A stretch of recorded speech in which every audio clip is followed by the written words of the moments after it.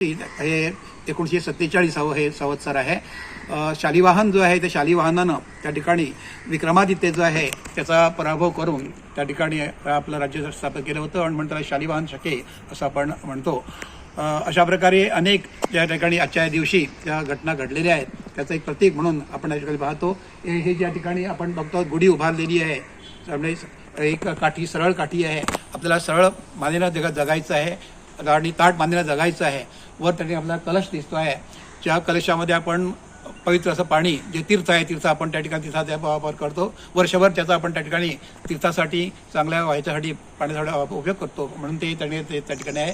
फुल ज्या त्या फुलांची माळा आहे, फुल जे सुगंध देतं स्वतः सगळ्यांना सुगंधित करतं, तसं आपल्याला सद्गुणाने सगळ्यांना सद्गुणाने प्रेरित करायचं आहे. त्याचं एक प्रेरिक आहे. त्यासाठी साखरेचंही बांधलेली आहे. गोडवा जो आहे हा गोडवा आपल्याला म्हणजे त्या ठिकाणी माधुर्य जे आहे ते माधुर्य आम्हाला ठिकाणी जगामध्ये पसरवायचं आहे.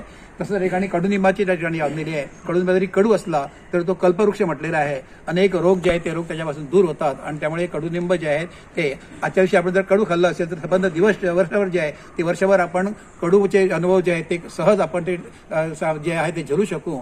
त्याच्यामागे उद्देश आहे. असा एक हा पवित्र असा हा दिवस, आनंदाचा दिवस आणि म्हणून आजच्या दिवशी सगळ्यांना या नववर्षाच्या आम्ही शुभेच्छा देतो. दिगंबरा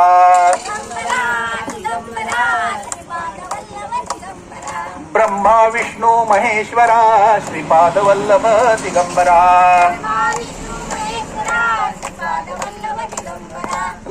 दिगंबरा श्रीपाद वल्लभ दिगंबरा